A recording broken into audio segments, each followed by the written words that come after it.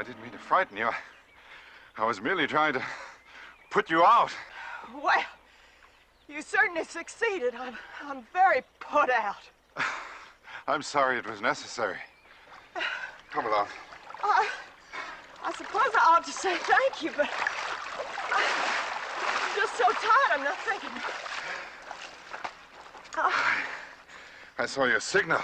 Oh, thank goodness somebody did. I've been lost for days. You mean you're alone? I've been looking for Boonesboro. It must be somewhere near here. I'm headed there myself. If you can walk, I'll have you there in an hour.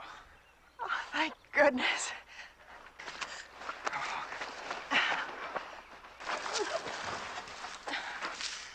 Oh, don't worry. I'm all right. After all I've been through, another hour's nothing if it means finding Daniel Boone. Madeline almost convinced me. Well, Blakely, step number 1 accomplished.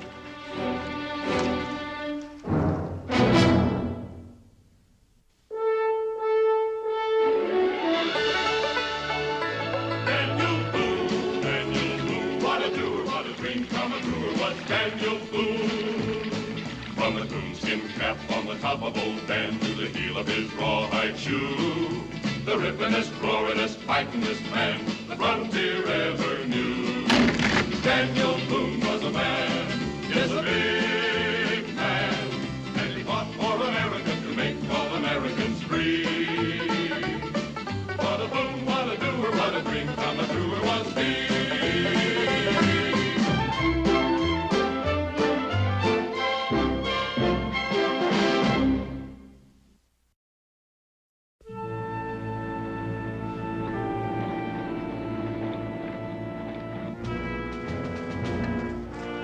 All right, push!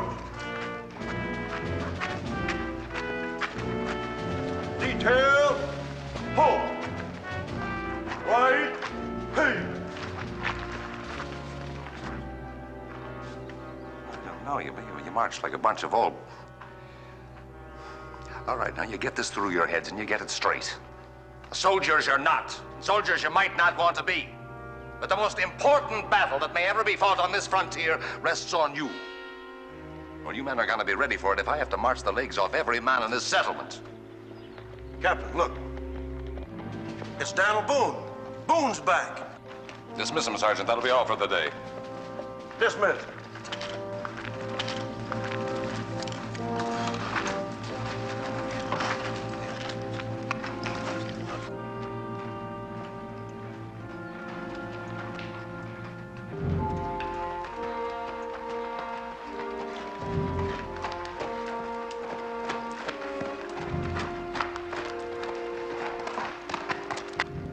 Well, I didn't expect you for quite a spell.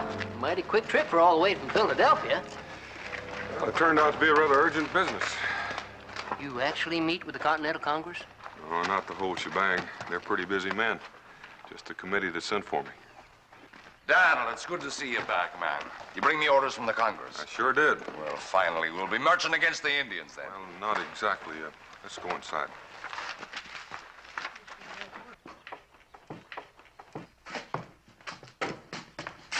Daniel, what do you mean, not exactly? What are my orders?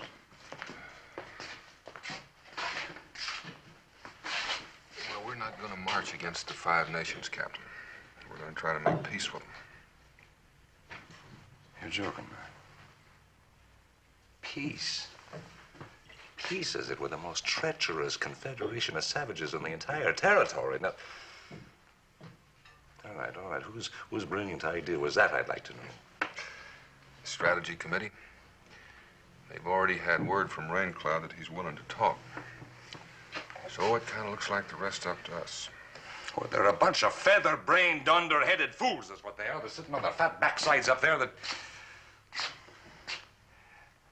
Look, Darrell, you're a frontiersman. Didn't you tell him, man? You know that a strong militia force striking out from Boonesboro could break up the Indian alliance once and for all and go a long step toward driving the British permanently out of the Ohio territory. Maybe. we'd have to have a lot more luck than we've had so far. And you also know that if you sign a treaty of neutrality with the Five Nations, we won't be able to attack north of the Ohio at all. I reckon. But if the Indians swing to the British, we'll be outnumbered every place we turn. But if the Five Nations agree to stay neutral, we've turned the tables. And we'll have more men on the frontier than the Redcoats can muster. Sure we will. If the Indians respect the treaty, we will. They'll respect it if Daniel signs it. And you're willing to gamble the fate of the entire frontier on that kind of blind faith, are you? I am. Well, Captain, the only real danger I see is if the British find out about our meeting with Raincloud and try to do something to stop it before we can come to an agreement. Where does this famous meeting take place? On the Ohio. Indian territory. In neutral territory. Raincloud has agreed to come with only 4 sub-chiefs to sit in council. What do you mean, with no warriors? No warriors. And you're going to take his word for that? Well, it seems he's going to take my word. Why should I doubt his?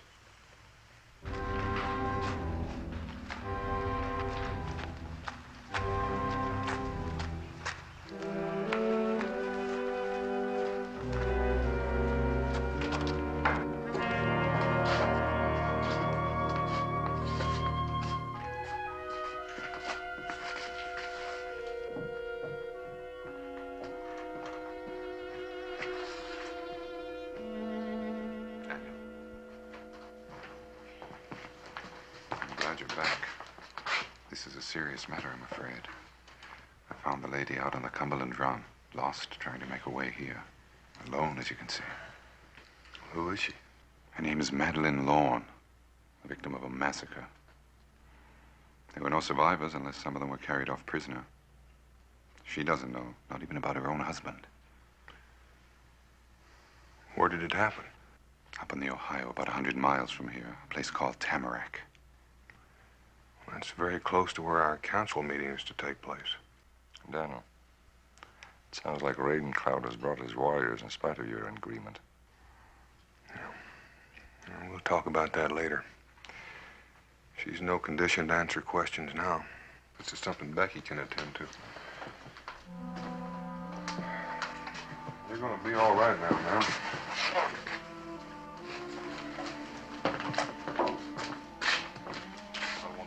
Cabin later.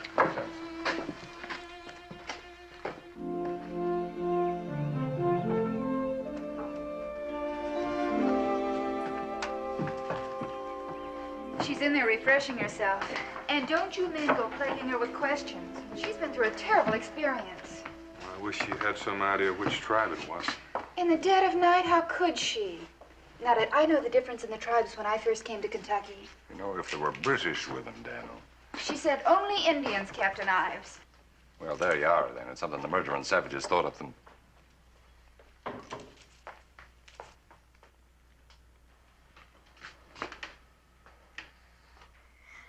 Boy, she sure's a lot prettier than she was when she got here. Israel. Did I hear the name right? Captain Ives? Yes, my deepest sympathy, madam. It's not by any chance Captain Robert Ives, the hero of Portsmouth? Well, sure I was at Portsmouth, madam, but with the name hero, I think should be reserved for men far braver than I. Mr. Boone, of course. Oh, I'm so relieved to find you here. Truly, my prayers have been answered. Now, what can I tell you, gentlemen? How can I help you? No, go ahead. Truly, I'm just fine now. Well, Miss Lorne... won't you sit down, Mrs. Lorne? Mrs. Lorne, we'd like to know how you managed to get here. By the grace of God, Mr. Boone. It's all a terrible dream now. Days and nights all blurred together. Running till I was exhausted and hiding at night, terrified that they'd come back again and find me. Eating anything I could lay my hands on. Nuts, berries. One time I stumbled across some nesting quail and stole their eggs, poor little things. But I'd go through it all again tomorrow if it would see those dreadful fiends wiped out to the last man. Well, there are an awful lot of Indians north of the Ohio. It would help to know which ones were involved. Anything at all that you can remember? Paint, the way they wore their hair? Oh, I remember all right. It was shaved at the sides, and they had a big black crest of hair running down the middle. Iroquois. All right, that settles it, Daniel. Rain Cloud's old men. Now, what about your treaty? Treaty? Don't tell me you had a treaty with those murderous savages. Well, we were just about ready to start out by order of the Continental Congress to dicker for one. Well, that's impossible now, of course. Isn't it, Captain Ives? Under the circumstances, a direct attack's the only thing. Well, it does seem reasonable that we'd take our rifles along as well as our peace pipes. All right, and the sooner the better. My whole militia will be ready to start at sunup in the morning. 12 men will be enough, Captain. Hand-picked, I'll give you a list. So few? But my husband, some of the other men, they may be prisoners. They must be rescued, Mr. Boone. As brave a man as Captain Ives is, he can't hope to accomplish all that with just a dozen men. If we show up in force, that'll be a hostile move on our part. Rain Cloud won't counsel with us, and I won't risk that. Besides, we don't know what we're up against until we look at Mrs. Lauren's camp and find out exactly what did happen. Oh, for the love of heaven, man, hasn't the poor woman told us enough already? For now, I guess. I understand your concern over the fate of your husband and the rest. We'll free them if they're alive, and we'll try to find out who's responsible and punish them. But at the same time, we're going to try to sign a treaty with the Five Nations, too. 12 men, Captain, no more. All right, Mr. Boone, just as you say. But I think it's absolute folly, and I'll say so in my report. Well, it's a free country. And if we're lucky, it'll stay that way. Daniel, it might save time if Mrs. Lauren could give us such directions as she's able. If she could draw some sort of maps. I'll do better than that. I'll show you the way once we get somewhere near the river. You mean go with us? I admire your spunk, ma'am, but you've already walked a good many miles. Which proves I could do it again. My husband, Mr. Boone, I must know if he's alive. I can't stand to just sit here and wait. And you know I can make it, don't you, Mingo? Besides, I want to see if you're still talking treaty with them when you see what they did to us. And Captain Ives needs somebody to identify the Indians, don't you? She's right, Daniel. If any of his people are involved, Chief Raincloud certainly won't take our word for it. You know, Daniel, if it'll save us only a few hours, it'll be worth the risk. I'll personally look after her. She'll be no trouble.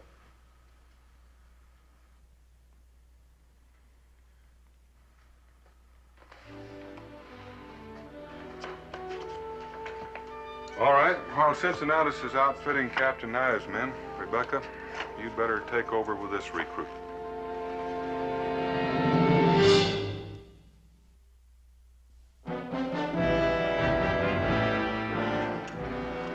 Detail. Halt.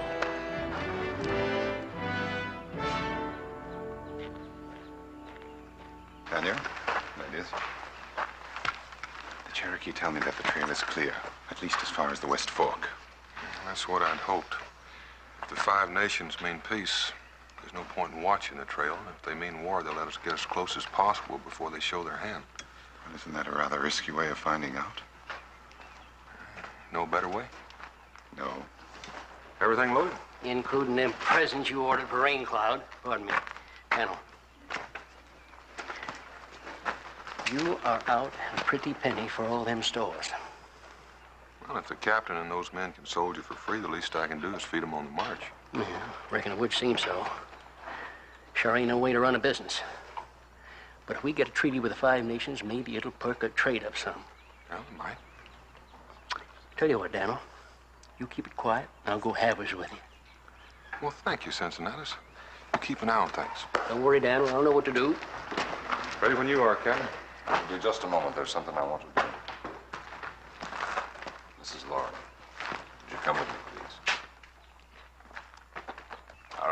can stand at rest, but I want your attention. Now, you all know that our orders are to proceed directly to a meeting with the chiefs of the Five Nations. And they're to support Mr. Daniel Boone here in his negotiations for a peace treaty with him. Well, the situation is gravely altered. This is Mrs. Madeline Lorne. Mrs. Lorne has reason to believe that her husband and all of her friends have been killed by Indians, very probably the self-same ones we're supposed to be meeting. All right, now, Mrs. Lorne will accompany us as far as the scene of, begging your pardon, the massacre. What we find there will determine any further course of action. All right, I want you all to open your ears now. I want the presence of this brave little woman amongst us to be a constant reminder to us all that should we have to engage with the Indians, our duty is clear and plain. There'll be no quarter given and no mercy shown. And that's all I have to say. All right, you can move them out, Sergeant. Detail, attention, hut, about, please. Forward. 2 weeks, maybe less. Hut. Mama, you young'uns take care of your mom. Okay, Pop.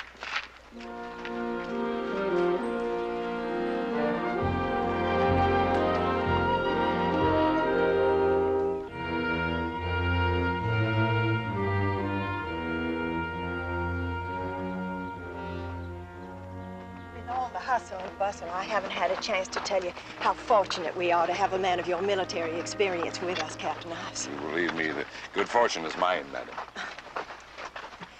Maybe it's just female foolishness or intuition, but there is something that's been bothering me. I've heard it said that Mr. Boone tends to favor the Indians whenever possible. You don't think that's true, do you, Captain Ives? Well, maybe a wee bit. It's probably the influence of the Cherokee, you know. Mingo? Yeah, but don't you worry about it. I intend to give them both the full benefit of me best counsel and judgment. That does relieve my mind, but... Detail. Please, Captain, I do want to help, and I must find my husband, but after all your kindness to me, I could never forgive myself if my presence became a source of friction to you. Dear lady, how could your presence be anything but an inspiration to us all? What a generous thing to say. Friend Boone is a strong-minded man, you know, and perhaps he's a wee bit jealous of his reputation. We've had a difference of opinion or two already, but he seems a fair man in his way. Now, don't you worry about a thing. You just put your trust in me, Madeline.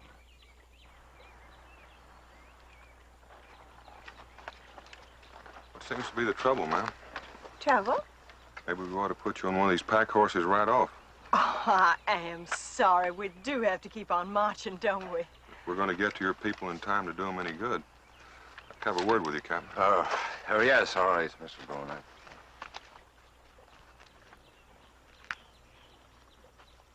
How stupid of me. I seem to be making a nuisance of myself already. Not at all, Mrs. Lorne. In Kentucky, nuisances come in a somewhat different type of package, I assure you. I generally like to stick to my own chores and appreciate the same in others. But you might want to open up your marching order a little. Well, Mr. Boone, I thought that you didn't expect any contact with the hostiles until we got to this side of the West Fork. Well, I don't. Not from the Five Nations, anyway. We don't know that they're hostile yet. And until we do, we'll just keep hoping. But I do know those boys yonder are Kentuckians. And they'd be a sight happier with more room to move around.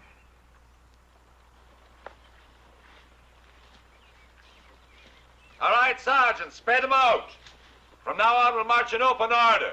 Yes, sir. Break ranks. Open ranks. Push.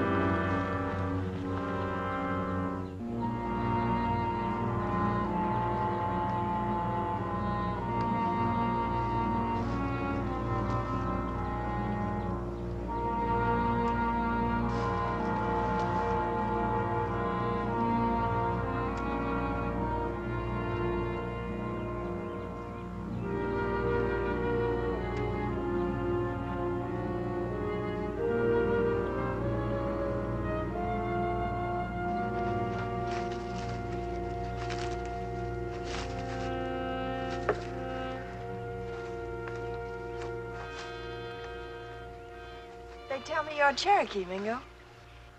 My mother was. One of the 5 civilized tribes, of course. I should have known when you found me in the woods. Your accent, your manners, the unmistakable traits of a gentleman. Some of my Cherokee ancestors might disagree. The other half was English. Really? Yes, I was brought up in London and educated there. And then you came back here? Why? Every man has his country. Then what actually are you? I'm an American. You make that sound so important. Well, isn't it to you? How can you ask that? Would I be out here on the frontier if it weren't? No, Mrs. Lorne, you ought to be taking advantage of this rest. Boone has given us precious little of it. There's liable to be even less time for it later. I'm quite all right, really, Captain Ives.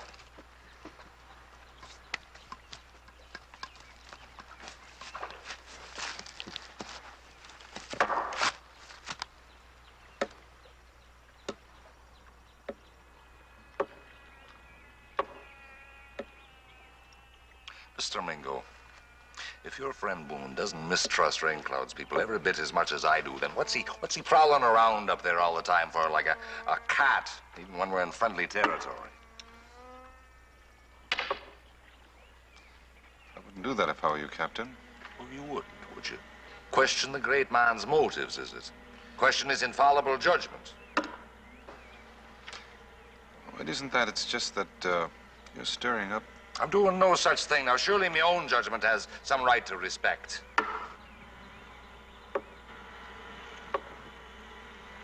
Not at this particular moment, Captain.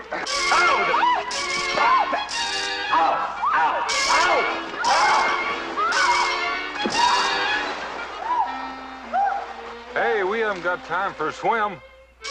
What is this, some kind of Cherokee custom of yours?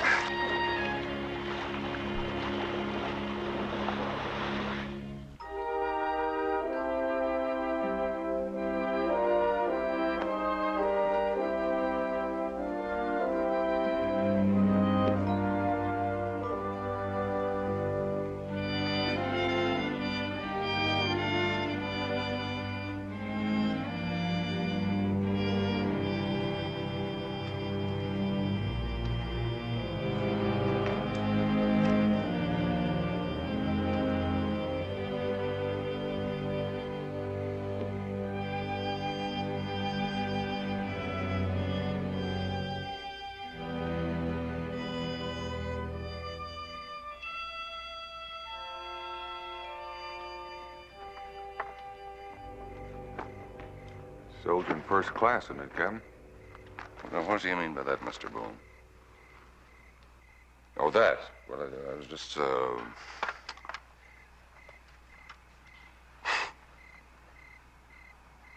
a remarkable woman, Mr. Boone. Mm-hmm. I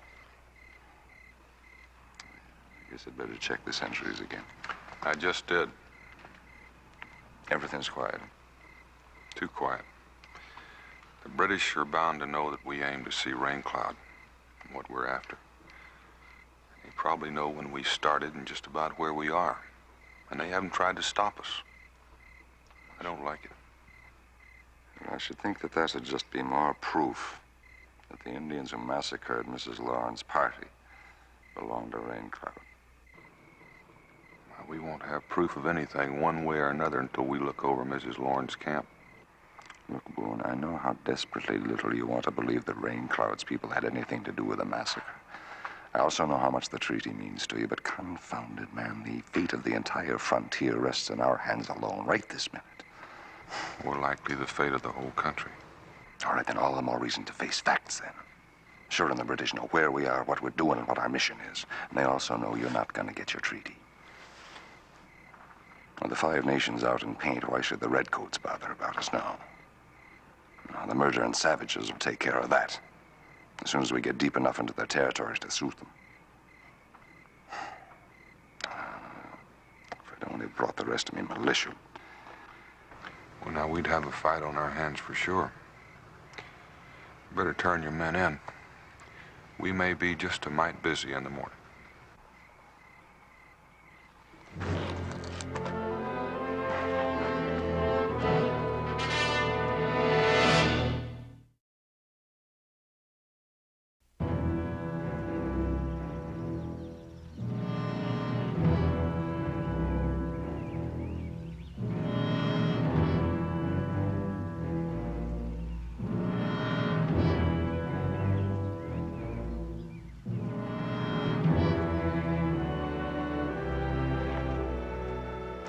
Mrs. Lorne.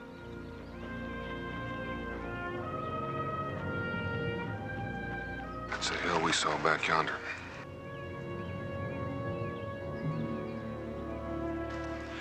We were going to build our church right up there on that knoll. We were camped just beyond it. And the place we were to meet Rain Cloud? Oh, I'd make it about 10 miles further down the river. The thing's stirring out there. You know something, Boone? It's just possible they don't know we're here, that they didn't expect us so soon. I hope you're right. You realize what advantage that gives us? We head straight for your council grounds. We can be in position by dark. Now, we've got 15 guns all told. 16. If we hit them hard and without warning, we could wipe them out in a few volleys. All 5 of them, Captain? Rain Cloud and the 4 other chiefs? Surely you can't still expect them to show up alone. Until I see different, I can't. Captain Ives is right, Mr. Boone. I beg you to listen to him. I'm sorry. I know how you must feel, but our orders from Philadelphia... Now, I'm a soldier. I know what our orders are. Now, I've tried my best to cooperate. Can't you have some consideration for this poor woman here? Surely our first consideration should be to the man who may still be alive in that camp. I could go on ahead, Daniel, and see if Rain Cloud brought any warriors with her. Well, out here, a man's first duty is to himself if he hopes to stay alive long enough to help somebody else. You know that, Mingo. Now, let's follow the timber around the foot of that ridge, and don't approach Mrs. Lawrence's camp until you get a signal from Mingo or me.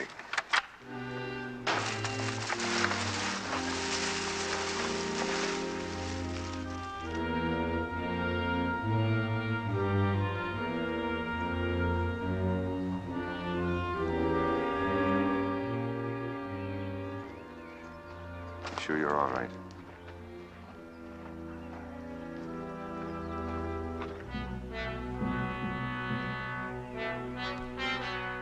In a short time, Boone will join us here. We will smoke the pipe with him and there will be peace among us. My heart is glad. It has been worth waiting for.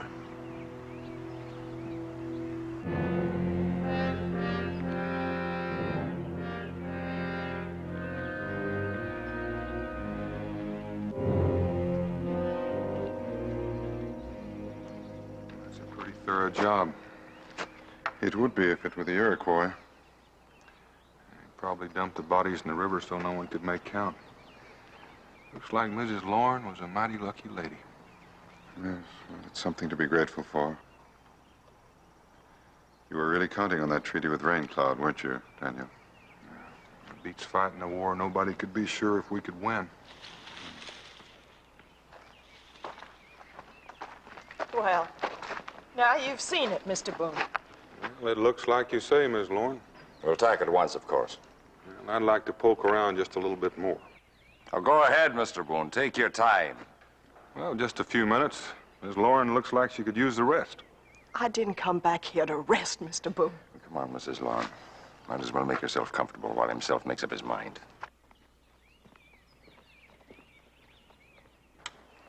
She does look worn out, Daniel. I shouldn't wonder. I'm a mite tuckered out myself. Why don't you build her a fire so somebody can brew her a cup of tea? It might help. Yes, yes. It's just a small fire.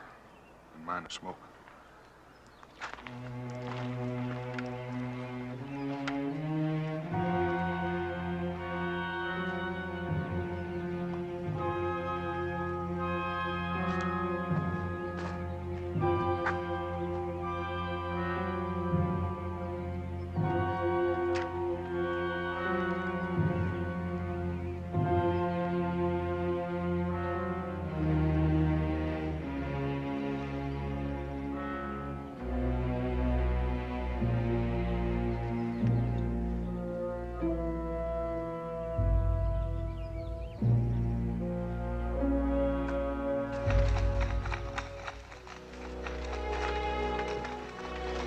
Sorry I kept you waiting, but what I wanted was at the bottom of my pack. He's making us a fire so we can have some tea. Go without smoke, Captain. No danger whatever, I assure you.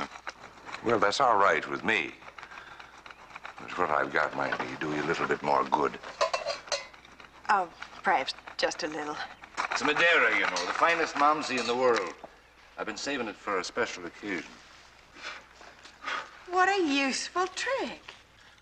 It's really quite simple. All one needs is the bow, the drill, and the proper kindling.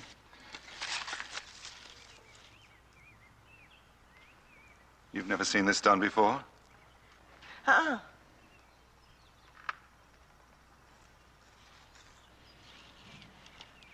What are you looking at me like that for? Oh, admiration, shall we say?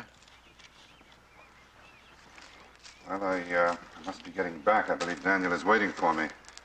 You must try this sometime.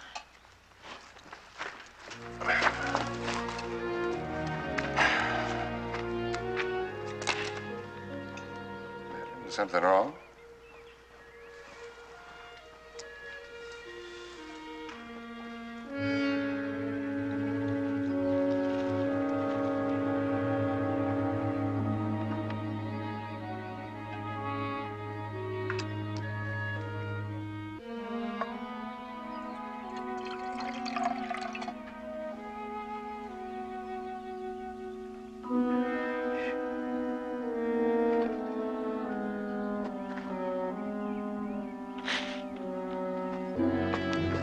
Look at that proof mark. British tall musket. Same model they've passed out to every tribe they've been able to stir up against us. Same model the English issue to their own troops.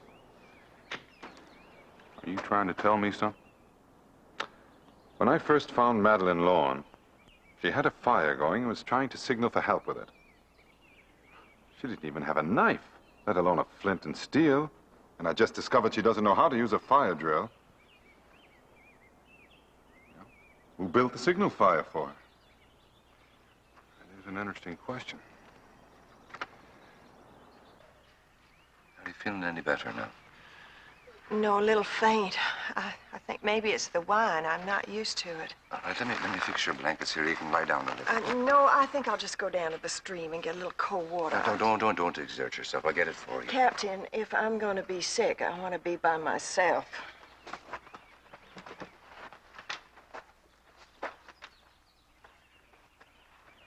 Yes, when she told us what she lived on. Nuts, berries, even quail eggs. A rather curious diet and hardly in season all at the same time. What do you make of all this, Daniel? Well, a British musket could have gotten here any number of ways. They could have carried off their dead as well as their prisoners. Take a look at this. It's funny how little things always trip a feller up. Salt. Plain old ordinary table salt. The most valuable and scarce item on the frontier. You think an Iroquois would overlook that? Not very likely. And it's like everything else Mrs. Lauren has told us. Her husband, her friends, the massacre. I think the British fixed up this camp so we'd believe her story. And attack Raincloud instead of making peace with her. We'd best get back to Captain Ives before she tricks him into marching on his own. Well, we'd better make our own story watertight first. Captain Ives is pretty far gone.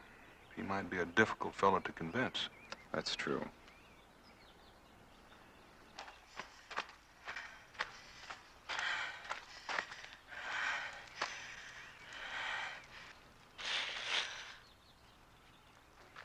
John?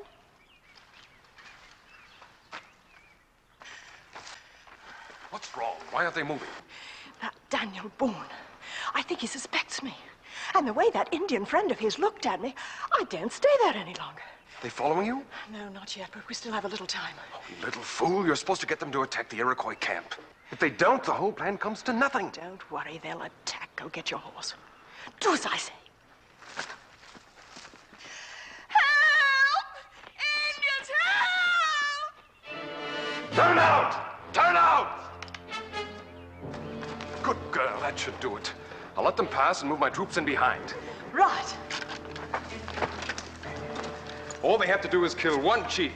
And we've done what we've been sent to do. Hang on. Come on. All right, we're heading straight for the Indian camp. Now, you watch out for Mrs. Lorne, but you shoot the first Indian you see.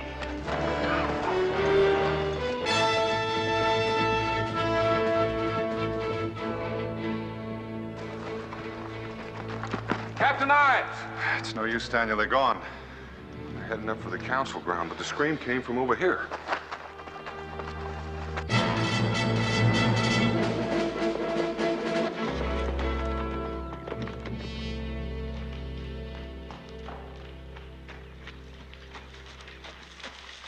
My sister's done it. The Americans are on their way to attack Rain Cloud. Good news, sir. Then we'd best be on our way to attack the Americans. At once.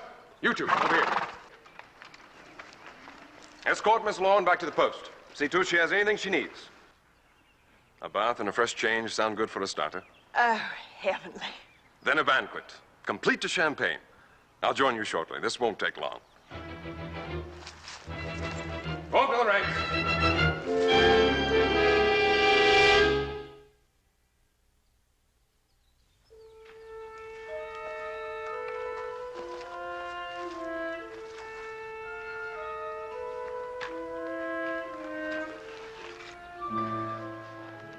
Horse iron shod.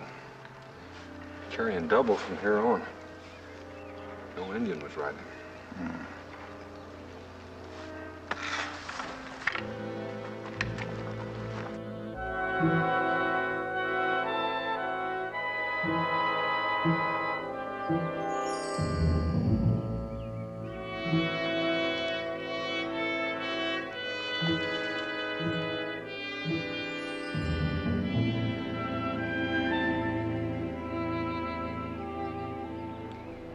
Well, there's the rest of the story.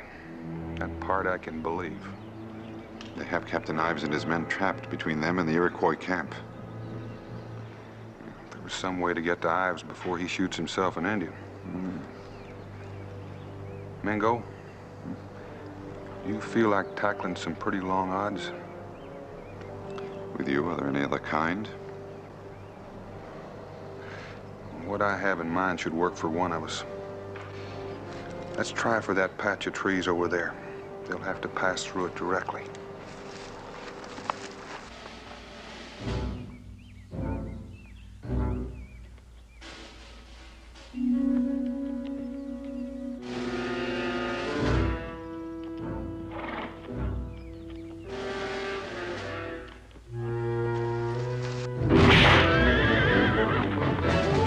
Take them alive, you fools! Run for it, Daniel. Run for it.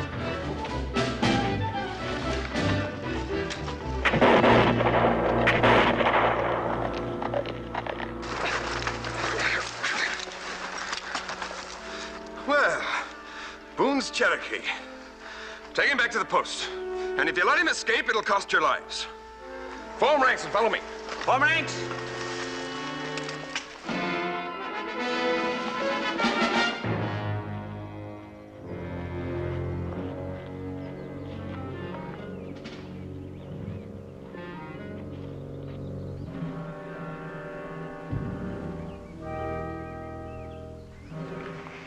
Give me your rifle.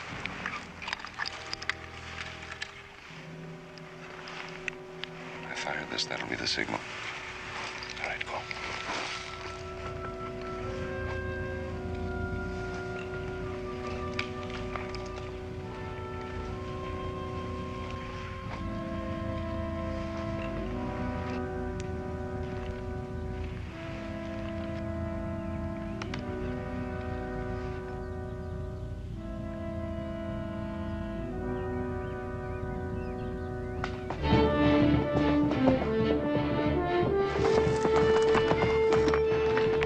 Redcoats aim to attack.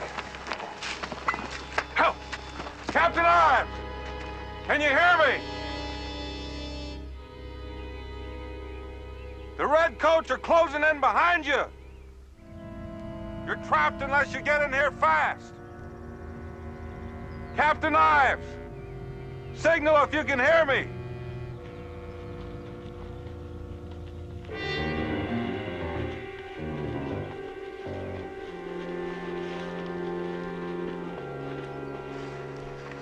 This is the way a friend comes in peace. Many men, many guns. The British lied to us. They accused your warriors of burning out a camp of settlers up the valley. Not settlers' camp. Redcoat make it, then burn it. We think because it was not to their liking. Well, it was to their liking, all right.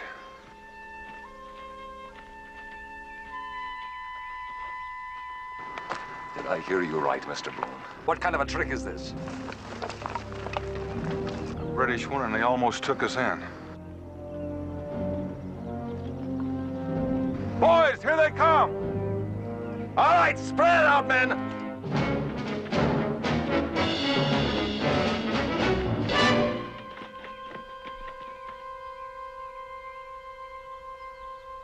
Well, Captain, here's a chance to see if your drill's gonna pay off. All right, men. Pick your target. Fire!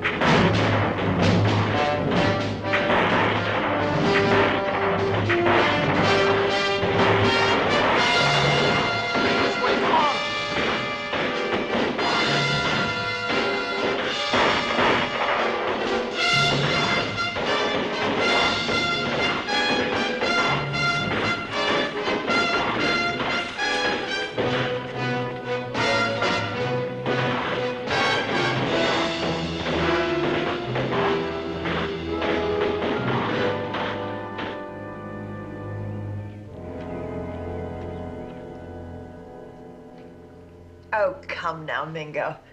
In times of war, a man uses his strength and whatever weapons his ingenuity can devise. Why not a woman? Supposing that I concede the specious logic, Miss Lawn, I'm still relieved to discover that you've never had a husband. Otherwise, I might have spent the rest of my life feeling sorry for a most unfortunate man. Let me remind you, my half-English, half-Cherokee friend, that you're a British prisoner, and the penalty for treason is death. And let me remind you what American patriots are saying these days. No man who is denied his freedom wants to live.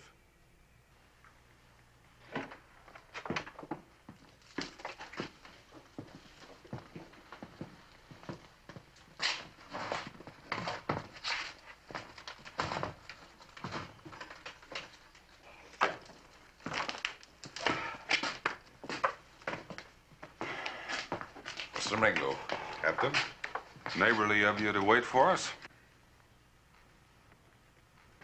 There for a while, I kind of thought we were going to let you down. For a while, I thought you had. Well, Captain, seeing as how you're in command and it's kind of your celebration, why don't you sit at the head of the table? I'll sit here. Well, thank you very much, Mr. Boone.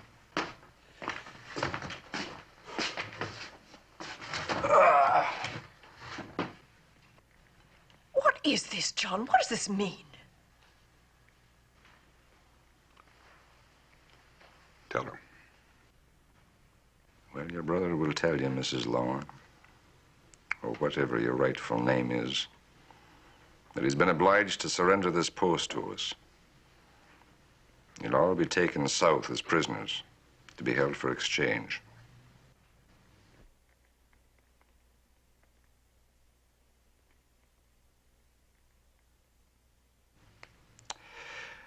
Now, if you'll excuse me, Sergeant. Yes, sir. If they're ready in the kitchen, I think you can tell them to commence serving. Oh, Sergeant, if you can lay your hand on some paper and quill, we might as well get that treaty down with Rain Cloud and writing while we're waiting. Right away, Daniel.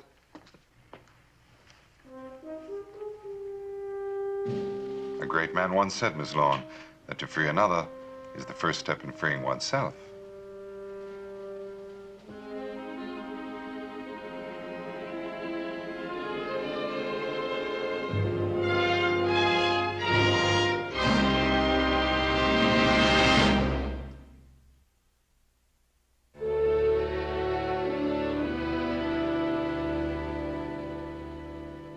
How she took in 3 grown men so completely, I'll never know.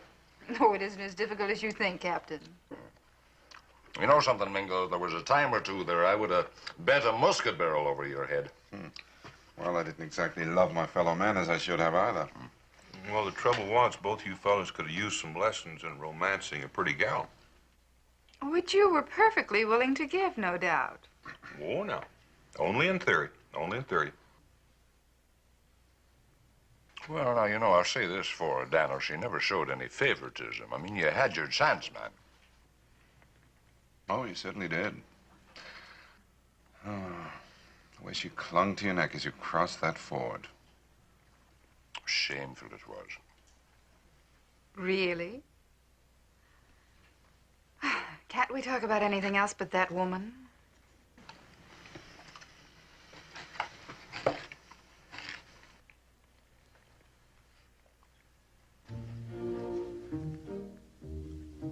Mima, aren't you doing something different with your hair? She thinks it makes her look like that Mrs. Lauren. Israel. Oh, well, sure, now I can see that. There's a kind of a similarity in style there, you know? Very flattering, Mima. Do you really think so, Captain Ives? That I do. Although you might, make a deeper wave on the right side, perhaps.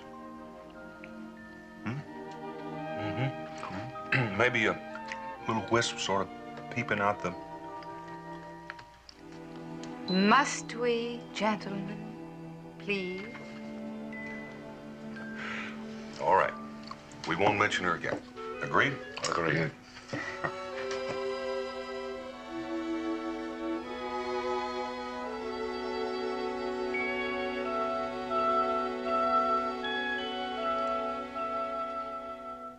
No use, Ma. They ain't saying it all right, but you sure can hear what they're thinking.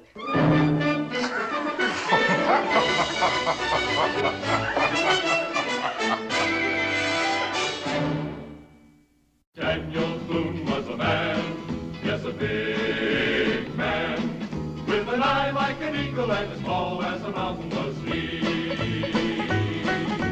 Daniel Boone was a man, yes, a big man. He was brave, he was fearless, and as tough as a mighty oak tree. From the coonskin cap on the top of old Dan to the heel of his rawhide shoe, the riffinest, roaringest, fightingest man the frontier ever knew. Daniel Boone was a man, yes, a big man, with an eye like an eagle and as tall as a mountain was